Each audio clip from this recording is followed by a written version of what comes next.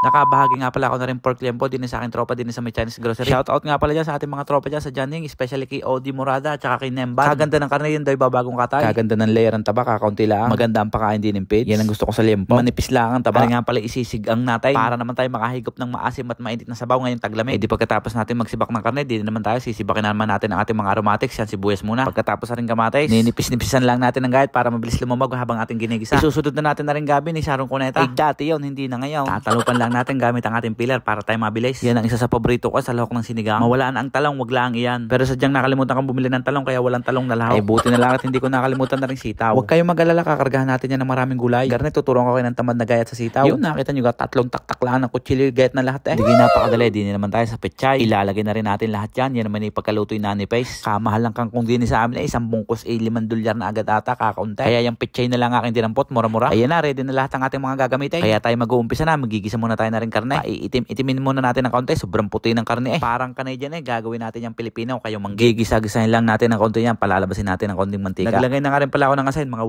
830 piraso lang. Tsaka uli natin hahalo-haloin ng panganluran at tsaka pasilangan para magisa ng ayos ang ating karne. Di pagka nagkulay kayo manggina, isa-set aside muna natin para makapaggisa na tayo ng sibuyas. Igigisa rin natin yan, palalabasin natin yung kanyang katas. Yan ang isa sa palaging nagpapasarap sa ating mga niluluto, yung sibuyas. Kaya isusunod na natin tong kamatis. Yan ang isa sa magbibigay ng natural na lasa. Bukod doon sa ilalagay nating pampaasim na powder. Nagpahanga pa nga, kala may maalam talagang mag-ion ng wok. Tawa si Utoy.